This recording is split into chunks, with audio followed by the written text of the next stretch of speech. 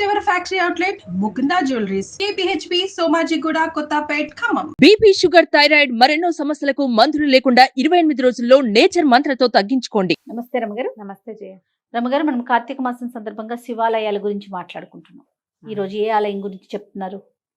తెలంగాణ ప్రాంతంలో చాలా విశేషంగా, అసలు ఆ ప్రాంతమే ఆయనకు అంకితం ఇచ్చేశారా అనిపించేలాగా ఉండే వేములవాడ రాజరాజేశ్వర స్వామి. వేములవాడ రాజన్న, యములాడ రాజన్న అంటారు ఇక్కడ ఈ ప్రాంతంలో. వేములవాడ అని అలా ఏం ప్రొనౌన్స్ చేయరు కదా, కొంచెం యములాడ అంటారు. యములాడ రాజన్నగా చెప్తారు. ఈయన ఎంత ప్రత్యేకమైన చరిత్ర ఉందో వేములవాడ రాజేశ్వర స్వామికి. శివలింగం అది 2-3 ప్రత్యేకమైన గాథలు ఏం చెప్తారంటే, వేములవాడ కరీంనగర్కి దగ్గర. అవునవును. తెలంగాణ మన హైదరాబాద్ నుంచి ఇంచుమించుగా ఒక 200 కిలోమీటర్ల దూరం ఉందేమో. పొద్దున వెళ్ళి రాత్రి వచ్చేయచ్చు. ఈ ప్రాంతంలో ఉన్న ఈ అంటే సహజంగా ఇదే రాష్ట్రంలో పుట్టి పెరిగిన వాళ్ళందరికీ ఈ ప్రాంతం తెలిసే ఉంటుంది. పై ఊళ్ళ నుంచి వచ్చి ఇక్కడ సెటిల్ అయిన వాళ్ళకి ఇది తెలీదు. ఆంధ్ర నుంచి వచ్చే వాళ్ళు కూడా వేములవాడ, మనకి వేములవాడ భీమకవి అని ఒక కవిగారు ఉన్నారు. ఆ కవిగారి పేరు వల్ల వేములవాడ తెలుసు, కానీ రాజరాజేశ్వర స్వామి సంగతి పెద్దగా తెలియకపోవచ్చు. అమ్మవారు రాజరాజేశ్వరి సహితంగా ఉంటాడు ఇక్కడ. పార్వతీదేవి రాజరాజేశ్వరి రూపంలో ఉంటుంది. చాలా విశేషమైన స్వరూపంలో కనపడతారు. పాండవుల మునిమనవుడైన ఒక రాజు ఒక యోగిని, ఒక మునిని దెబ్బ కొట్టాడట పొరపాటున. ఆయన బాణం తగిలి ఆ ముని నిధనం చెందితే, ఆ బ్రహ్మహత్య పాతకాన్ని పోగొట్టుకోవడానికి ఎన్నో చోట్ల ఆయన ఎన్నో తీర్థయాత్రలు చేశాడట. చేస్తే ఈ దేవాలయానికి దగ్గరలో అక్కడ ధర్మకుండం అని ఒక కుండం ఉంది. ఆ కుండంలో మునిగాడట. మామూలుగా పుష్కరిణిలు, కోనేట్లలో స్నానాలు చేస్తారు కదా, మునిగేసరికల్లా ఆయన చేతిలోకి ఒక శివలింగం వచ్చింది ఆ కుండంలో నుంచి. ఆ తర్వాత ఆయనకు తెలిసిందట, తన ఇది పోగొట్టుకున్నాను నేను అని అనిపించింది ఆ శివలింగం వచ్చేసరికి.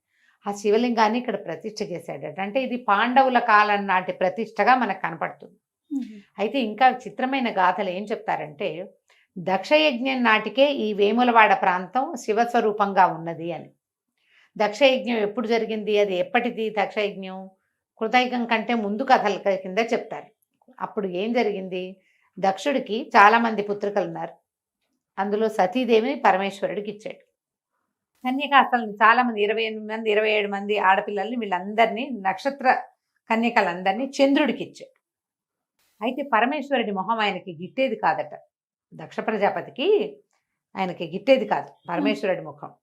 ఈశ్వరుడు లేని యాగం చేస్తానని నిరీశ్వర యాగం అని యాగం మొదలుపెట్టాడు.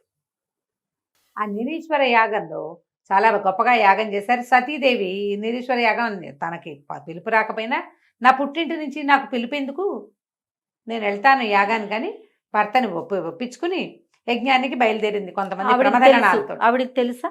ఆమెకి తెలుసుకుంది, ఇలాగా చెప్పుకుంటుంటే తెలుసుకుంది. మా వాళ్ళ ఇంట్లో ఏదో పుట్టింట్లో ఈశ్వరుడు లేకుండా చేస్తున్న యాగం అని తెలుసు. ఈశ్వరుడికి పిలుపు ఇవ్వలేదంటే లేడనమాట ఆయన. సరే ఈవిడ వెళ్ళింది. వెళ్ళాక అక్కడ ఏమైంది, ఆయన పదే ఈశ్వర నింద జరుగుతుంటే ఆమె ఓర్చుకోలేక శరీరాన్ని యోగాగ్నిలో దగ్ధం చేసేసుకుంది. పరమేశ్వరుడు వచ్చి ఆవిడని వీరభద్రుడిని పంపించాడు. దక్షయజ్ఞం విధ్వంసం చేశారు. ఆ యోగాగ్నిలో కాలిపోయిన ఆమె శరీరాన్ని ఒంటి మీద వేసుకుని, ఈయన భుజం మీద వేసుకుని ప్రళయతాండవం చేస్తే ఆమె శరీర భాగాలను విష్ణువు ఖండించేశాట. శరీరం ఉన్నంతసేపు ఈయన ఎప్పటికీ నార్మల్ కాడు శివుడని, ఆ క్రోధం నుంచి దుఃఖావేశం నుంచి బయటపడ్డని, విష్ణు చక్రంతో శరీరం ఖండాలైపోయింది. కాలిన శరీరం, ఆ అవయవాలన్నీ పడిన చోట్లే మన తాలూకు శక్తిపీఠాలు. అయితే ఈ నిరీశ్వర యాగంలో చాలా యుద్ధం జరిగింది కదా. ఈ మన వీరభద్రుడు వచ్చి మొత్తం సర్వనాశనం చేసేశాడు. దక్షుడు తల తరిగేశాడు. సూర్యుడు ఆ నిరీశ్వర యాగంలో ఆయన కూడా ఇది అందింది, హవిస్సు అందింది. ఆ హవిస్సు తీసుకునేందుకు చేతులు పోయినాయట. నిరీశ్వర యాగంలో హవిస్సుని స్వీకరించినందుకు చేతులు పోగొట్టుకున్నాడు సూర్యుడు. ఆ సూర్య భగవానుడు ఈ ధర్మకుండంలో స్నానం చేసేసరికి ఆయనకి పోయిన చేతులు మళ్ళీ వచ్చాయని చెప్తారు కథ. ధర్మకుండం అంత ప్రత్యేకమైనదట. అప్పటి నుంచే ఉన్నదని, అప్పటి నుంచే ఉంది. ఇక్కడ ఈశ్వర ప్రజ్ఞ ఉన్నది, ఈశ్వర సాన్నిధ్యం ఉంది. ఇప్పుడు మనం చూస్తున్నటువంటి రాజరాజేశ్వర స్వామి దేవాలయంలో ఆ స్వామిని ప్రతిష్ఠ చేసింది మాత్రం పాండవుల మునిమనవడైన రాజు ఒక ఆయన ప్రతిష్ఠ చేశాడు. చాలా విశేషంగా కనపడుతోంది కదా. తర్వాత కాలంలో రాజరాజ చోళుడు ఆయన ఈ దేవాలయాన్ని నిర్మించాడు.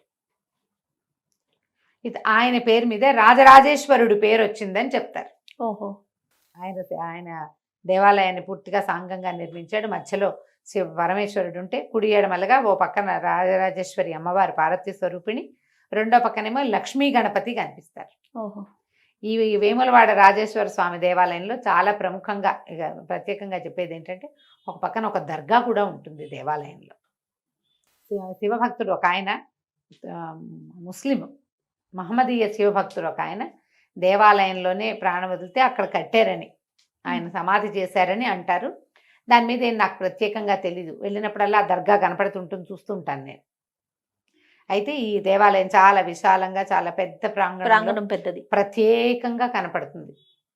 ఇక్కడ మొక్కుకుంటే సంతానం కలుగుతుందని చెప్తారు. ఈ ధర్మకుండమే ప్రత్యేకంగా ఉంటుంది. ఇంకా బోలెడన్ని లోపల ఉపాలయాలు చాలా కనిపిస్తాయి. షణ్ముఖుడు, పార్వతీదేవి, తర్వాత ఈ మన గ్రామదేవత ఒక ఆవిడ కనపడతారు. వేణుగోపాల స్వామి అనుకుంటే ఇక్కడ క్షేత్రపాలకుడు ప్రత్యేకంగా కనిపిస్తుంది.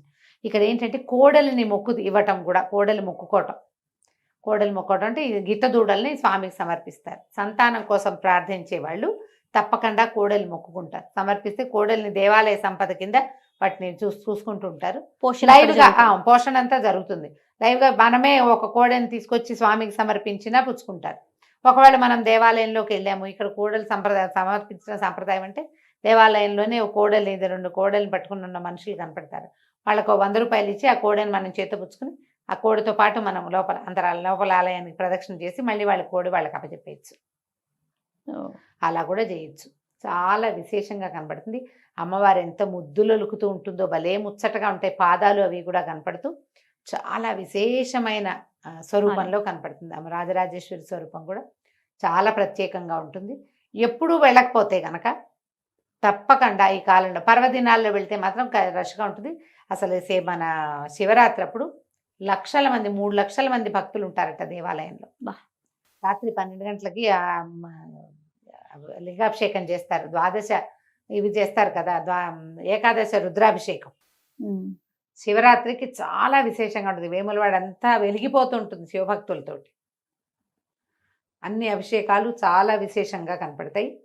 అసలు మనం వెళ్తేనే మనకి దేవాలయంలోకి వెళ్తే ఎంత కడుపు నిండిపోయిన భావన వస్తుందో. నేను ఒకసారి వెళ్ళినప్పుడు ఆ దేవాలయపు గోడ మీద బాలా త్రిపుర సుందరి మీద 2 శ్లోకాలు ఉన్నాయి. ఎందుకు ఎవరు వేశారో తెలియజేయ. నాకు మామూలుగా బాల చాలా ఇష్టం. నా దగ్గర ఒక ఫోటో ఉంది. చిన్న లంగా జాకెట్టు వేసి కూర్చుని ముందుకి ఇట్లా జడేసుకుని 4 చేతులున్న బాల ఫోటో ఒకటి ఉంది. ఎవరో పంపించారు. నేను అది ప్రింట్ చేసుకుని పటం కట్టి పెట్టుకున్నాను. నాకు అసలు బాల అంటే మహా ఇష్టం. ఆ బాలకి సంబంధించిన స్తోత్రాలు ఏవి లేవనుకునేదాన్ని. నేను ఎప్పుడో 11 ఏళ్ల క్రితం తెచ్చుకున్నాను అక్కడి నుంచి. అవి ఏమిందో ఒక ఫోటో తీసి పెట్టినా 4-5 సార్లు చదివేసరికి వచ్చేసినాయి. ఎందుకు గోళ్ళో బాల, ఇప్పుడు అమ్మవారేమో రాజరాజేశ్వరి స్వరూపంతో ఆ గోడ మీద నేను కూడా నా కోసమే వేశారు వీళ్ళు. చక్కగా 2 చిన్న చిన్న శ్లోకాలు ముచ్చటగా బాలా స్వరూపాన్ని వర్ణిస్తున్న శ్లోకాలు కనపడతాయి అన్నమాట. చాలా బాగుంది. నాకైతే ఆ వేములవాడలోకి వెళ్తే ఒక ఆధ్యాత్మిక దీంట్లోకి వెళ్ళిపోయినట్టు, ఒక స్పెల్లోకి వెళ్ళిన ఇది వచ్చేస్తుంది. ఎంత బాగుందో. అవును, దేవాలయం మహా బాగుంటుంది.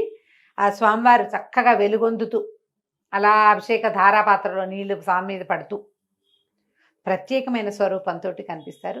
బహుపురాతనమైన చరిత్ర కలిగిన ఈ వేములవాడ రాజరాజేశ్వర స్వామిని తప్పకుండా దర్శనీయ క్షేత్రాల్లో భాగం చేసుకోండి. హైదరాబాద్ చుట్టుపక్కల ఏమైనా చూడదలుచుకుంటే 100 కిలోమీటర్ల దూరంలో కొన్ని ఉన్నాయి.